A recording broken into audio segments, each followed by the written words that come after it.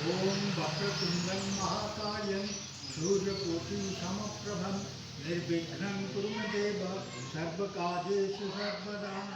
ओम गुरुर्विष्णु गुरुर्ब्रह्मा गुरुर्विष्णु गुरुर्देवो महेश्वरः गुरु साक्षात् परं ब्रह्म तस्मै श्री गुरवे नमः।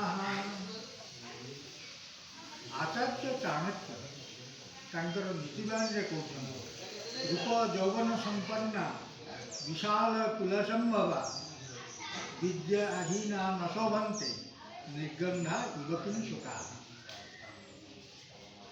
चाणक्य महाराज कहते जे रूप यौवन संपन्न है भल उच्च कूल जात हेले जदि से विद्याहीन ता मूर्ख तेरे निर्गंधा युवकिन शुका अर्थ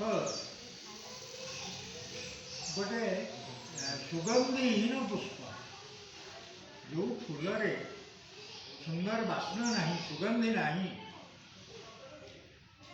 ताहा कौन मते आदर करा जाए ना देवता को आमे सुगंधि पुष्प अर्पण करता।